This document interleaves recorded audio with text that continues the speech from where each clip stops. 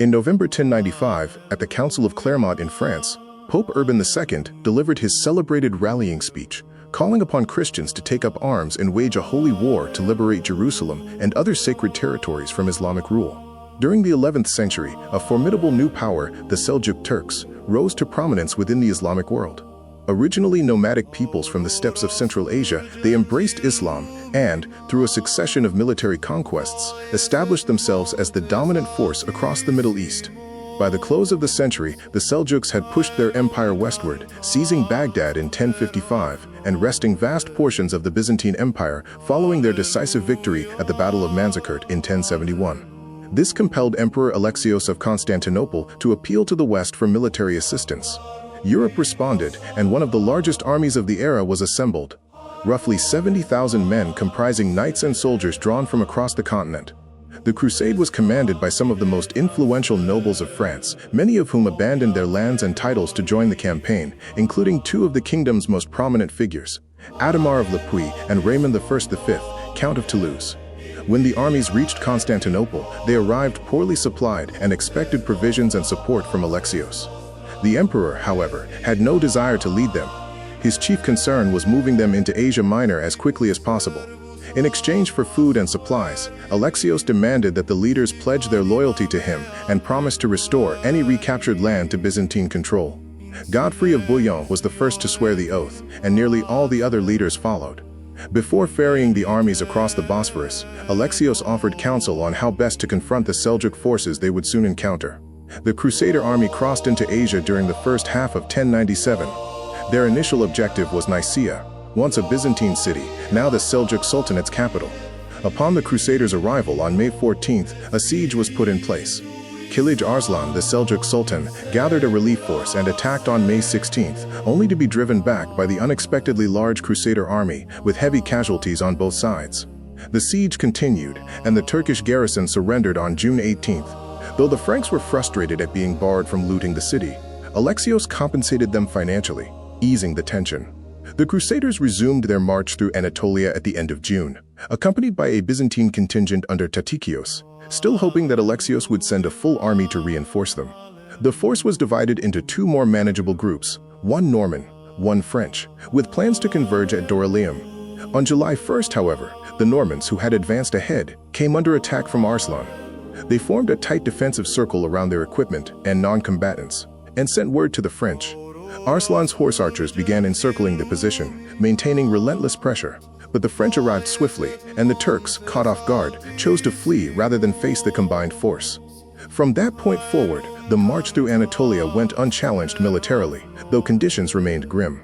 Arslan had scorched everything in his army's wake, and with summer at its peak, food and water were desperately scarce. Many men and horses died. Leadership disputes among the nobles continued, with no single commander powerful enough to assert full authority. The army pressed on to Antioch, sprawling, heavily fortified, and situated roughly halfway between Constantinople and Jerusalem. A direct assault seemed unwise, so the Crusaders laid siege on October 20th, 1097. The city was so large that the Crusaders couldn't fully encircle it, allowing it to remain partially supplied. By January, the protracted siege had claimed hundreds, perhaps thousands, to starvation. A small English fleet arrived in March with supplies, and improved foraging arrangements helped ease the shortage. Meanwhile, the Seljuk commander Kebaga assembled a vast coalition from southern Syria, northern Iraq and Anatolia, intent on expanding his power to the Mediterranean coast. Within the camp, Bohemond of Taranto persuaded the other leaders that if Antioch fell, he would claim it for himself, and revealed that an Armenian officer guarding a section of the walls had agreed to let the Crusaders enter.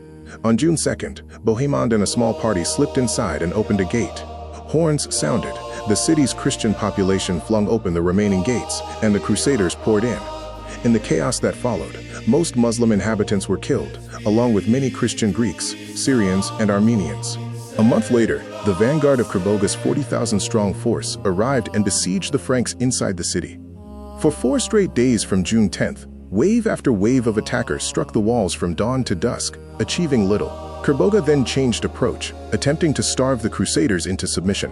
Morale collapsed, and defeat appeared imminent. The Franks sought terms. These were refused. On June 28, 1098, at daybreak, the Franks marched out in 4 battle formations to engage directly. The Muslim army's discipline broke down under the assault, and the force routed, with minimal Crusader losses. Following the victory, Bohemond pressed his claim to Antioch, sparking disagreements that delayed the crusade for the rest of the year. Plague swept through the camp, horses were few, and local Muslims refused to supply food. The rank-and-file soldiers grew increasingly restless and threatened to march on Jerusalem without their quarreling commanders. Finally, at the start of 1099, the march resumed, leaving Bohemond behind as the first prince of Antioch. Moving south along the Mediterranean coast, the Crusaders encountered little resistance, as local rulers preferred to negotiate rather than fight. The army grew as additional vassals joined the cause. A siege was laid against Arka in northern Lebanon on February 14, 1099, but it dragged on until May 13 without success. The Fatimids, who had retaken Jerusalem from the Seljuks, attempted to offer the Crusaders pilgrimage access in exchange for halting their advance. The offer was rejected. Anticipating the Crusaders' intentions, the Fatimid governor Iftikhar ad-Dawla expelled Jerusalem's Christian population before their arrival. On June 7th, the Crusaders reached Jerusalem. Many wept at the sight of the city. The surrounding land was barren, with little food or water to be found. By this point, the army had been reduced to roughly 12,000 men, including around 1,500 cavalry, far too few to sustain a prolonged blockade. A direct assault was the only viable option. Godfrey and Tancred camped north of the city, while Raymond positioned himself to the south. On June 13th, the first assault was launched. Internal divisions meant many soldiers did not take part. Crusaders reached the walls by ladder, but those who climbed them were cut down, and the rest were forced to pull back. A council was held, and a more coordinated assault was agreed upon.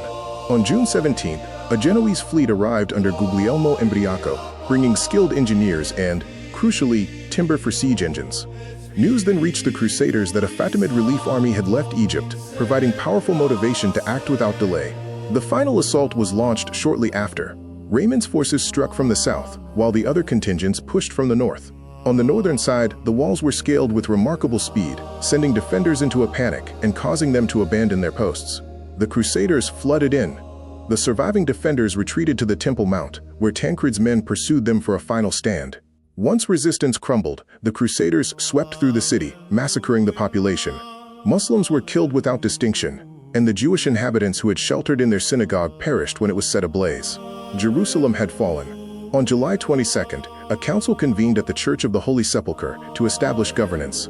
Godfrey of Bouillon was elected leader, accepting the title Advocatus Sancti Sepulchri, Defender of the Holy Sepulchre. Most Crusaders, their vow fulfilled, returned home, leaving only around 300 knights and 2,000 infantry to defend the city. Those who had turned back early, or who had never left Europe at all, were met with ridicule and threatened with excommunication. Those who had endured the full journey were celebrated as heroes. The First Crusade left a deep and lasting mark on both Europe and the Near East. It set in motion a series of military campaigns that would span centuries, as Europeans sought to hold the Holy Land and extend their reach across the Mediterranean. It also profoundly shaped European identity, reinforcing the idea of a unified Christendom while deepening the already widening gulf between Christianity and Islam.